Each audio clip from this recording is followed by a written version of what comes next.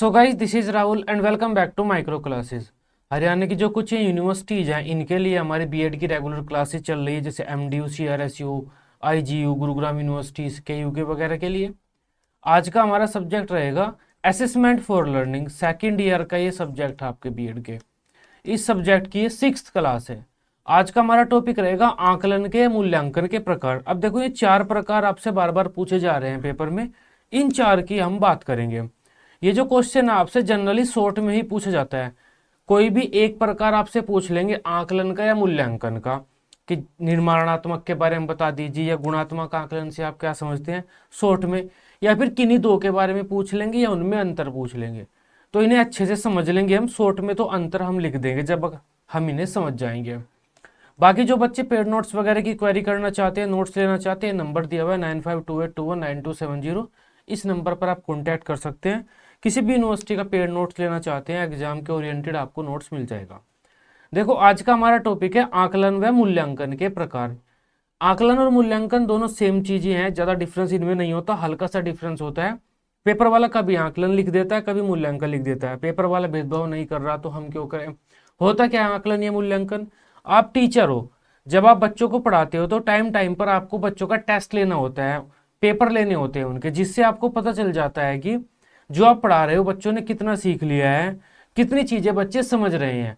ये जो आपकी प्रक्रिया है इसे ही आप मूल्यांकन बोलते हैं या आकलन बोलते हैं। मूल्यांकन मतलब बच्चों के मूल्य को जांचना, आकलन मतलब बच्चों का अंकन करना, आंकना उनके ज्ञान को। तो मूल्यांकन या आकलन के द्वारा हमें पता चलता है कि बच्चे हमारे द्वारा पढ़ाया जाने वाला जो ज्ञान है उसे कितना ग्रहण कर रहे हैं, बच्चों की परफॉर्मेंस कैसी चल रही है, कौन बच्चा पढ़ रहा है कौन नहीं पढ़ रहा। कुछ क्वेश्चंस पूछकर या बच्चों का टेस्ट लेकर कोई, या छमाही परीक्षा, सालाना जो परीक्षा होती हैं उनके द्वारा हम बच्चों का आकलन करते हैं। अब आकलन होता है जनरली 2 प्रकार का, निर्माणात्मक या संकल्पनात्मक। और निर्माणात्मक और संकल्पनात्मक इंग्लिश में पढ़ लेना इन्हें, क्योंकि निर्माणात्मक को हम रचनात्मक आकलन भी बोलते हैं, संकल्पनात्मक को योगात्मक भी बोलते हैं। नाम बदल कर आ जाते हैं पेपर में, तो इंग्लिश में सेम रहता है, फॉर्मेटिव समेटिव, फॉर्मेटिव असेसमेंट या formative evaluation, summative assessment, summative evaluation. जो आपके पेपर में आए, जो आपके पेपर में आए वो आपको उत्तर में लिखना है। आकलन आ गया तो आकलन आकलन लिखते जाना, मूल्यांकन आ गया तो मूल्यांकन मूल्यांकन लिखते जाना। तो मेन तो होता है ये वाला 2 प्रकार। इसके अलावा हम जो बच्चों का टेस्ट लेते हैं उससे हमें आंकड़े प्राप्त होते हैं, कुछ किस बच्चे के कितने नंबर है, आंकड़े प्राप्त होते हैं। उन आंकड़ों के आधार पर भी हम आकलन या मूल्यांकन को अपने 2 भागों में बांट सकते हैं। पहला होता है मात्रात्मक, दूसरा होता है गुणात्मक। इसे क्वालिटेटिव और क्वांटिटेटिव बोलते हैं। तो इंग्लिश में पढ़ लेना, हिंदी में नाम अलग दे देता है, जैसे मात्रात्मक का परिणात्मक लिख दिया, गुणात्मक का कुछ और लिख देता है पेपर वाला। इंग्लिश में यही रहेगा आपका, ठीक है। तो ये 4 आकलन है जो पेपर वाला आपसे बार बार पूछ रहा है। अब इन चारों के बारे में हम डिस्कशन करते हैं।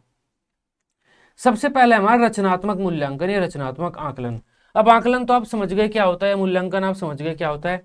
एक टीचर क्लास में जाता है, बच्चों को पढ़ाता है, पढ़ाने से पहले भी, पढ़ाते टाइम भी और पढ़ाने के बाद भी उसे ये जांचना पड़ता है कि बच्चों के पास कितनी नॉलेज है, कितनी योग्यता है बच्चों के पास है, जो वो पढ़ाने वाला है या वो जो पढ़ा रहा है या वो जो पढ़ा चुका है, कितना बच्चों के समझ में आ रहा है, वो कितने बच्चों से सीख रहे हैं, किन बच्चों को कहाँ कहाँ पर समस्याएं आ रही है, कौन कौन बच्चा ध्यान नहीं दे रहा क्लास में, और जो मैं पढ़ा रहा हूँ या पढ़ा रही हूँ बच्चे उसे सीख नहीं पा रहे हैं।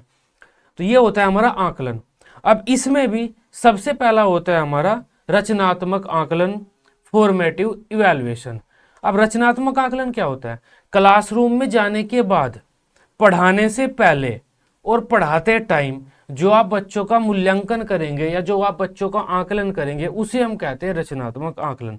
पढ़ाने के बाद नहीं, पढ़ाने से पहले, पढ़ाते टाइम जो आप बच्चों का आकलन करेंगे उसे हम क्या कहेंगे, फॉर्मेटिव इवैल्यूएशन, फॉर्मेटिव असेसमेंट, रचनात्मक आकलन।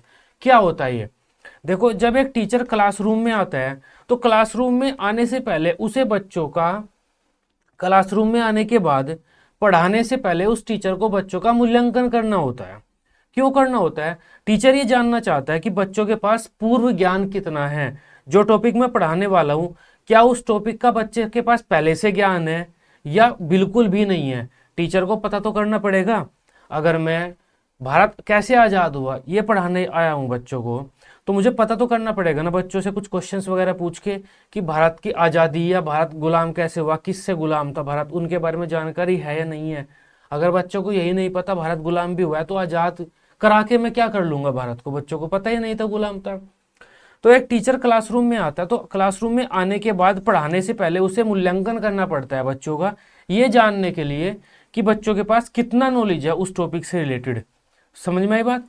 उसके बाद जब टीचर पढ़ाता है तो भी एक टीचर को बीच बीच में बच्चों से क्वेश्चन आंसर करने पड़ते हैं, ये जानने के लिए कि जो मैं पढ़ा रहा हूं क्या बच्चे उसे समझ पा रहे हैं या नहीं पा रहे हैं। अगर बच्चे समझ पा रहे हैं तो वेल एंड गुड, अगर बच्चे नहीं समझ पा रहे तो टीचर उसी बात को दूसरी तरीके से बताने की कोशिश करेगा और उस टॉपिक को समझाने की कोशिश करेगा। इन दोनों समय जो हम बच्चों का मूल्यांकन करते हैं उसे हम फॉर्मेटिव इवैल्यूएशन बोलते हैं। इसका उद्देश्य क्या होता है? हमारा उद्देश्य होता है बच्चों को, इसका उद्देश्य ये होता है कि अब टीचर अपनी शिक्षण विधि में, अपने पढ़ाने के तरीके में तुरंत चेंज कर देता है। तो रचनात्मक मूल्यांकन का उद्देश्य क्या होता है? एक टीचर अपने पढ़ाने के तरीके में तुरंत चेंज कर देता है। इसके अलावा योगात्मक मूल्यांकन है, उसका उद्देश्य ये होता है, वो पाठ के बाद होता है, पढ़ाने के बाद होता है। उसका उद्देश्य ये होता है कि जो हमने पढ़ाया है वो बच्चे कितना समझ पाए हैं। थोड़ा अलग है। देखो, रचनात्मक मूल्यांकन पढ़ाने से पहले होता है और पढ़ाते टाइम होता है। इसका उद्देश्य ये होता है एक टीचर अपनी टीचिंग मेथड में तुरंत परिवर्तन कर ले, अपने पढ़ाने के तरीके में तुरंत परिवर्तन कर ले, ऐसा तरीका अपना ले जिससे बच्चों की समझ में आ जाए। दूसरा होता है योगात्मक, वो पढ़ाने के बाद होता है। उसका उद्देश्य क्या होता है? टीचर ये जानता है कि जो मैंने पढ़ाया है उसमें से बच्चों ने कितना सीख लिया है। अपने व्यवहार में, अपने तरीके में तुरंत परिवर्तन नहीं करता टीचर। चलो, रचनात्मक मूल्यांकन, शिक्षण प्रक्रिया शुरू करने से पहले एक टीचर क्या करता है? छात्रों का मूल्यांकन करता है। क्लासरूम में आने के बाद पढ़ाने से पहले एक टीचर छात्रों का मूल्यांकन करता है। इससे उस टीचर को बच्चों के पूर्व ज्ञान का पता चलता है। इसके बाद ही शिक्षक बच्चों के पूर्व ज्ञान के आधार पर अपने शिक्षण की शुरुआत करता है। तो पढ़ाने से पहले बच्चे को पूर्व ज्ञान की जानकारी करनी पड़ती है, एक शिक्षक को पढ़ाने से पहले बच्चों का मूल्यांकन करना पड़ता है।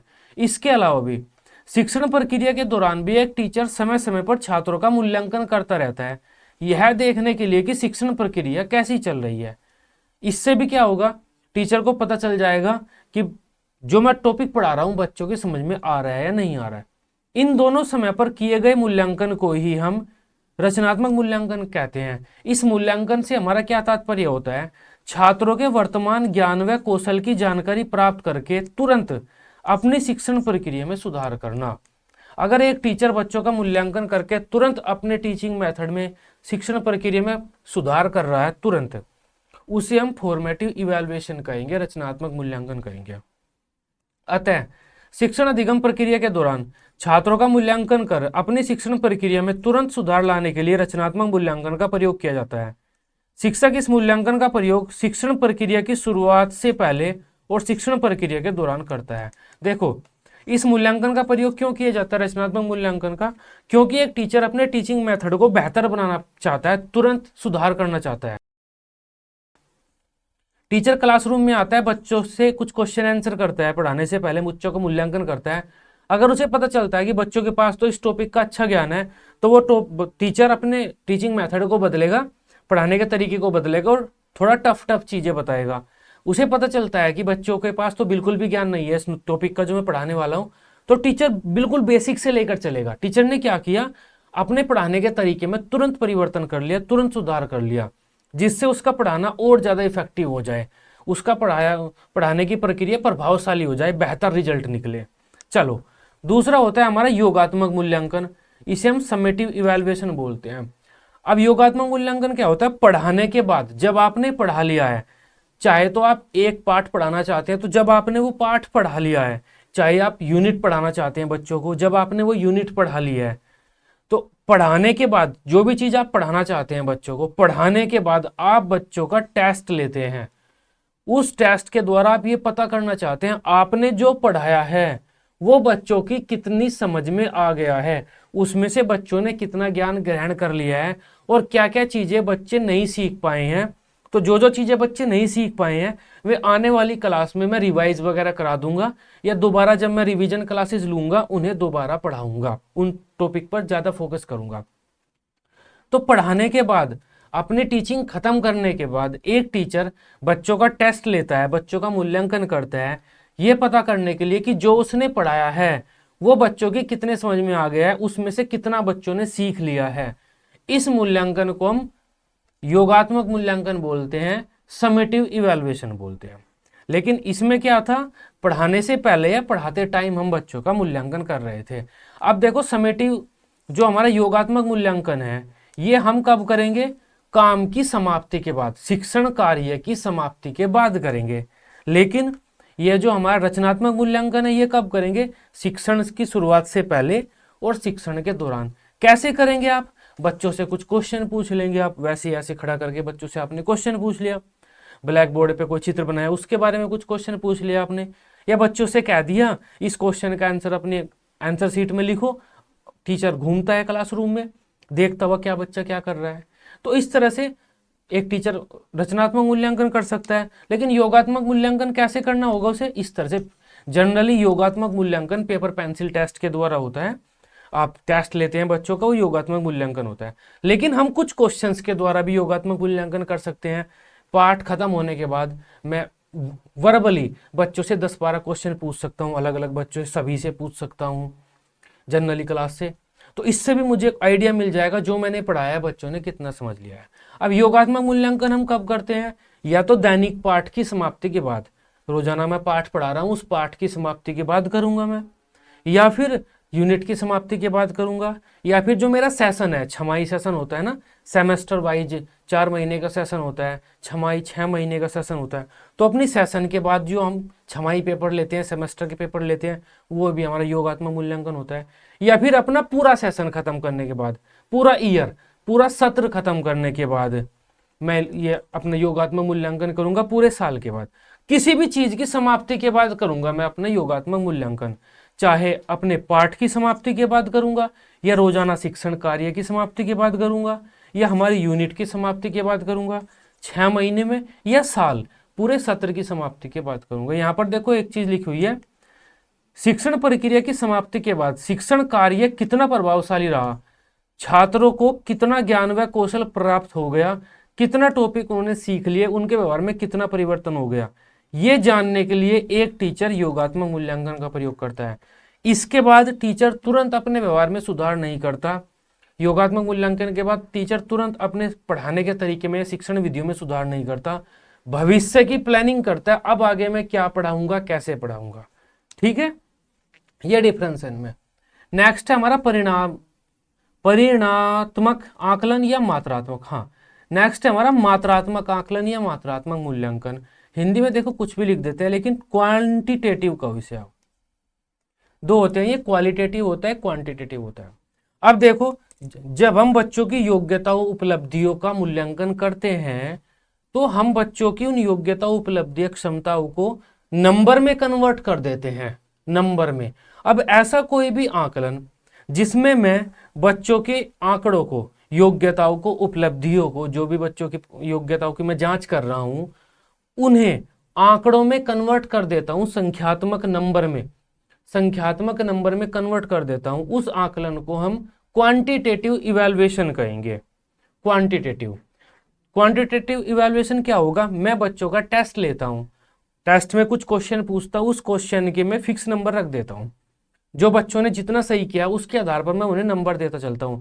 तो बच्चों की जो उपलब्धि, योग्यता, क्षमताएं थी, मैंने उन्हें नंबर में कन्वर्ट कर दिया। अब उन नंबर के द्वारा मैं बच्चों की आपस में तुलना कर सकता हूं, उन्हें बता सकता हूं आपने कितना अच्छा परफॉर्मेंस दी है इस टेस्ट में।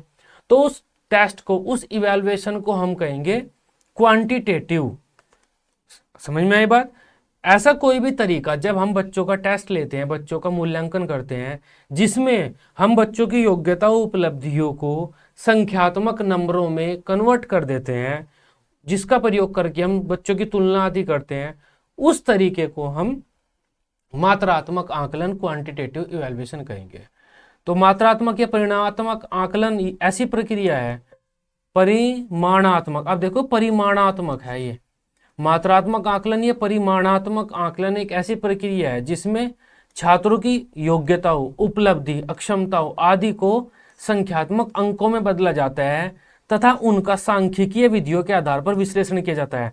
सांख्यिकीय विधियों के आधार पर विश्लेषण से मतलब होता है उनका मध्यमान निकालकर, बहुलांक वगैरह निकालकर बच्चों की आपस में तुलना कर सकते हैं हम कि तुम्हारे इतने नंबर, इसके इतने नंबर, तुम्हारे कम इसके ज़्यादा, तो ये इंटेलिजेंट, तुम इंटेलिजेंट नहीं। इस तरह से हम तुलना कर सकते हैं।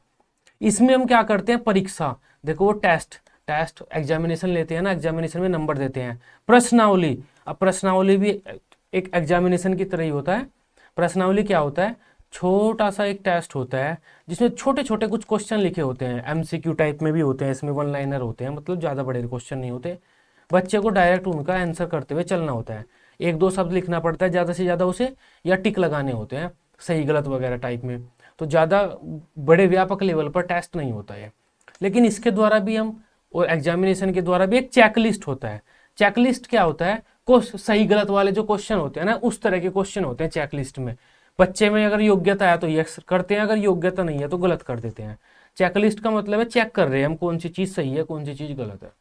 तो इन सब तरीकों के द्वारा हम क्या करते हैं, बच्चों की योग्यताओं को सबसे पहले संख्यात्मक अंकों में बदलते हैं, फिर उन अंकों के आधार पर बच्चों की योग्यताओं का अंकन करते हैं तथा विभिन्न छात्रों की आपस में तुलना करते हैं। इस प्रकार का जो आकलन होता है उसमें विश्वसनीयता, वैधता अधिक होती है। टीचर उस आकलन पर भरोसा करते हैं और बच्चों भी करते हैं। अतः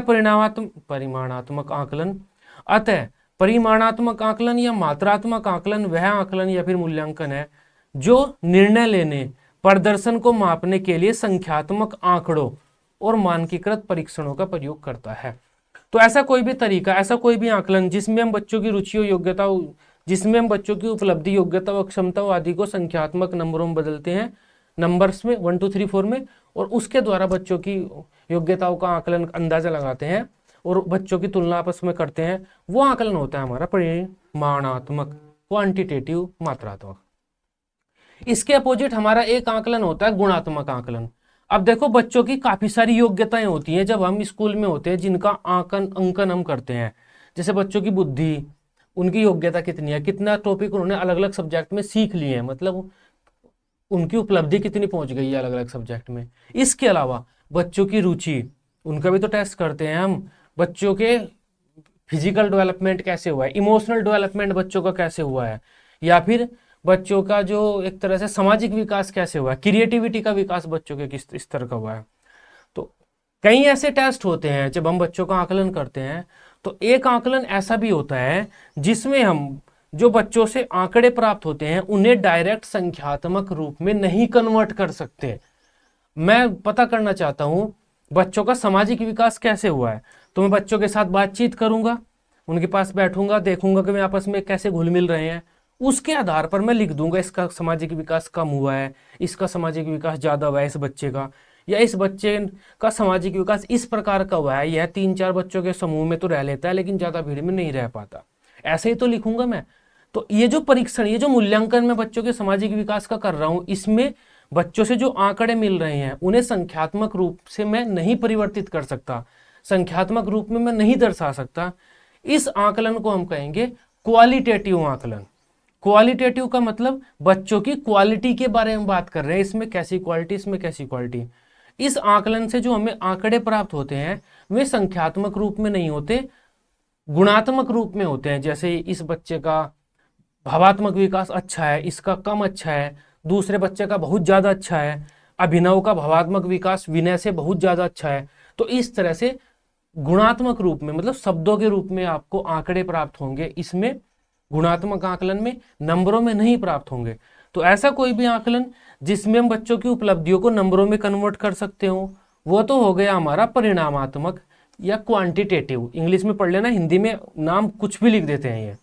क्वांटिटेटिव जिसमें हम बच्चों की उपलब्धियों को आंकड़ों में, कौन से आंकड़ों में, संख्यात्मक आंकड़ों में बदल सकते हो, तो वो तो क्वांटिटेटिव। एक होता है क्वालिटेटिव। क्वालिटेटिव क्या हुआ, जिसमें हम बच्चों की जो योग्यताएं, उपलब्धि या विकास से संबंधित जो आंकड़े हमें मिल रही हैं उसे हम डायरेक्ट नंबरों में कन्वर्ट नहीं कर सकते, वो होता है हमारा गुणात्मक आकलन, क्वालिटेटिव। ठीक है। शिक्षण अधिगम के क्षेत्र में वर्तमान समय में व्यापक आकलन तकनीक का प्रयोग हो रहा है। देखो वर्तमान टाइम में हम सीसीई का प्रयोग कर रहे हैं। सीसीई क्या होता है? Continuous comprehensive evaluation. पूरे साल भर बच्चे का मूल्यांकन करना है और उसके विकास के सभी पक्षों का करना है। शारीरिक, मानसिक, रुचि, भावात्मक, गेम्स में कैसा है वो, सामाजिक कौशल उसके कैसे हैं, नैतिक, चारित्रिक, सब, मतलब बच्चे का पूरे विकास का आकलन हमें करना है। इसमें हम क्या करते हैं? बच्चों के विकास के सभी पक्षों का आकलन करते हैं, जैसे उसकी उपलब्धि कितनी है, योग्यता कितनी है, उसमें उसकी सृजनात्मक क्रिएटिविटी का लेवल क्या है, रुचि कैसी है, उसकी सामाजिकता, सामाजिक कौशलों का विकास उसके कितना हुआ है, अन्य कौशल, स्किल्स भी तो हमारे डांसिंग वगैरह की होती है, तो अन्य कौशल उसके अंदर कौन कौन से, उनका विकास कैसा हुआ है। तो बच्चे के विकास के सभी पक्षों का, बच्चे का पूरे का हमें मूल्यांकन करना पड़ता है। इसमें ऐसी बहुत सी क्षमताएं होती हैं जिनको हम परीक्षणों के माध्यम से मापकर सीधा अंकों में नहीं बदल सकते। अब देखो, इनमें से बहुत सी क्षमताएं तो ऐसी होती हैं जिन्हें हम सीधा अंकों में बदल सकते हैं। ऐसी क्षमताओं का आकलन तो मात्रात्मक आकलन कहलाता है, जैसे ये है, ये वाला, ये लाइन हमने इसमें लिख दी थोड़ा लंबा करने के लिए। और इसके अलावा ऐसी बहुत सी क्षमताएं होती हैं, ऐसी बहुत सी विशेषताएं होती हैं जिनको हम डायरेक्ट परीक्षणों के माध्यम से मापकर संख्यात्मक आंकड़ों में नहीं बदल सकते। ऐसा जो आकलन है वो हमारा कहलाता है गुणात्मक आकलन। देखो ये लाइन यहां पर लिखी हुई है। बच्चों में ऐसी बहुत सी क्षमताएं होती हैं जिनको हम परीक्षणों के माध्यम से मापकर सीधा अंकों में बदल सकते हैं। ऐसा आकलन तो गुणात्मक आकलन, गुणात्मक नहीं, मात्रात्मक, ऐसा आकलन तो मात्रात्मक आकलन कहलाएगा। क्वांटिटी, यार ये कंफ्यूजन इतनी हो जाती है ना, इसमें थोड़ा समझना पड़ता है इसे। ये हमारा क्वांटिटेटिव, क्वांटिटेटिव का मतलब होता है क्वांटिटी, कितनी क्वांटिटी है, 1 2 3 4, कितनी क्वांटिटी है। क्वालिटेटिव में 1 2 3 4 नहीं होते। तो देखो बच्चों में ऐसी बहुत सारी क्षमताएं, योग्यताएं होती हैं जिन्हें हम परीक्षणों के माध्यम से मापकर सीधा अंकों में बदल सकते हैं। ऐसे आकलन को तो हम क्या कहेंगे? मात्रात्मक आकलन कहेंगे, क्वांटिटेटिव इवैल्यूएशन। इसके विपरीत बच्चों में बहुत सारी योग्यताएं ऐसी होती हैं या उनके विकास के बहुत सारे पक्ष ऐसे होते हैं जिन्हें हम मापकर संख्यात्मक अंकों में नहीं बदल सकते। जैसे छात्रों की रुचि, किसी की क्रिकेट में है, किसी क्रिकेट में कम है, किसी क्रिकेट में ज्यादा है, किसी की फील्डिंग में है, किसी की बॉलिंग में है, किसी की बैटिंग में है रुचि। क्रिकेट में भी देखो कितनी सारी रुचि है। बच्चों का व्यवहार, बच्चों का सामाजिकता का विकास, बच्चों की नैतिकता की, बच्चों की अच्छाई, बच्चों की बुराई, बच्चों की ईमानदारी, तो ऐसे बहुत से विकास के पक्ष होते हैं। ऐसी बच्चों की बहुत सी योग्यताएं होती है जिन्हें हम मापकर सीधा संख्यात्मक अंकों में नहीं बदल सकते। इनका हमें अवलोकन करना पड़ता है और उसके बाद, अवलोकन के बाद इन गुणों को हमें समझना पड़ता है। इसी समझने को, अवलोकन करने को हम गुणात्मक आकलन कहते हैं। इसमें हम जो संख्यात्मक नंबर है उनका प्रयोग नहीं करते, अपने अनुभव के आधार पर कुछ शब्दों का प्रयोग कर सकते हैं। किसकी क्रिकेट में रुचि अभिनव से ज्यादा है, विनय की क्रिकेट में रुचि निशा से ज्यादा है, इस तरह से कर सकते हैं हम। या विनय की क्रिकेट में रुचि ज्यादा है, अभिनव की बहुत ज्यादा है, प्रिंस की उससे भी ज्यादा है, और हमारी कक्षा में सबसे ज्यादा रुचि प्रद्युम्न की है। तो इस तरह से हम आंकड़ों का प्रयोग करते हैं गुणात्मक आकलन में इसमें। और इससे पहले वाले में कैसे करते हैं? इसके इतने नंबर, उसके इतने नंबर, उसके इतने नंबर, 10 नंबर, 12 नंबर, 15 नंबर, इस तरह से ये डिफरेंस है। इसमें हम क्या करते हैं? बच्चों का इंटरव्यू ले सकते हैं, बच्चों को कोई काम करने के लिए दे सकते हैं, उनका अवलोकन कर सकते हैं, हम बच्चों के साथ चर्चा कर सकते हैं, या बच्चों कह सकते हैं तुम आपस में चर्चा करो, या बच्चों के जो डॉक्यूमेंट है पहले से में क्या क्या उनके पास ट्रॉफी है, क्या क्या अचीवमेंट उन्होंने प्राप्त किया है, उन सब का विश्लेषण कर सकते हैं। इसके द्वारा हम ये गुणात्मक आकलन करते हैं। गुणात्मक आकलन में हम कितना और क्या के बजाय क्यों और कैसे पर बल देते हैं। गुणात्मक आकलन में हम ये नहीं कर सकते कि इसके कितने नंबर हैं, या क्या मतलब क्या कहते हैं ना, इसकी क्या परफॉर्मेंस है, इसका प्रदर्शन क्या रहा इस टेस्ट में, तो इन शब्दों पर बल नहीं देते। इसमें हम क्यों और कैसे पर बल देते हैं कि इस बच्चे का विकास कैसे हो रहा है, क्यों हो रहा है, क्या गलती है, उन चीज़ों पर ज़्यादा फोकस करते हैं इसमें। इसमें अंकों और प्रतिशत के बजाय शब्दों, भावनाओं, विचारों और गुणों पर बल दिया जाता है। तो ये था हमारा थोड़ा सा डिफरेंस। अब मैं एक और बार बता देता हूं आपको। तो 4 है हमारे, देखो ये 4, इनमें आपस में किसी में भी कोई में भी डिफरेंस आ जाएगा। ये रहे 4 हमारे। सबसे पहला फॉर्मेटिव। फॉर्मेटिव का मतलब होता है हमारा, ये है हमारा पहला, मान लो। फॉर्मेटिव का मतलब होता है कि एक टीचर क्लासरूम में जाने के बाद पढ़ाने से पहले और पढ़ाते टाइम बच्चों का मूल्यांकन करेगा, ये समझने के लिए कि बच्चों के समझ में भी आ रहा है या नहीं आ रहा, या जो टॉपिक मैं पढ़ाना चाहता हूँ उससे संबंधित करंट ज्ञान बच्चों के पास कितना है, जिससे मैं तुरंत अपने व्यवहार में चेंज कर लेता हूँ, जिससे एक टीचर तुरंत अपने पढ़ाने के तरीके में चेंज कर लेता है।